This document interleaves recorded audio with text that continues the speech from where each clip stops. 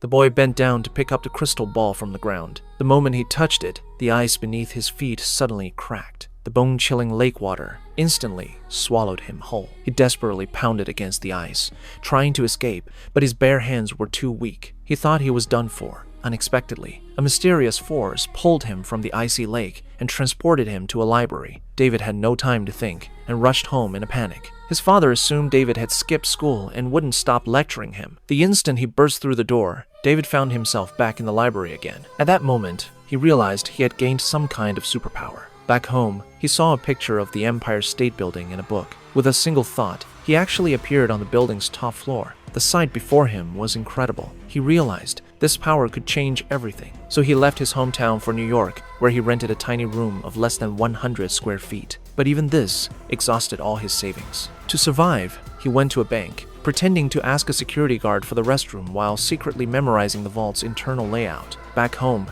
he gathered his equipment, then closed his eyes and teleported directly into the vault with a single thought. His superpower gave him a luxury mansion and his own treasure vault, living the life he had always dreamed of. Until one day, a stranger calling himself Roland broke into his home. He claimed he'd been searching for David for 8 years, since his first visit to the bank. David tried to throw him out, but realized he'd forgotten how to open doors after not using them for so long. Roland smiled and attacked, knocking David to the ground. He seemed to know all about David's superpower. Not wanting to be caught, David teleported to the second floor. He grabbed a photo to teleport through it, but the electric prod's interference prevented him from focusing enough to travel. Roland followed him upstairs and shocked David with electricity again. As David tried to escape, Roland's electric cable struck him. In this critical moment, David endured the pain and teleported to his room.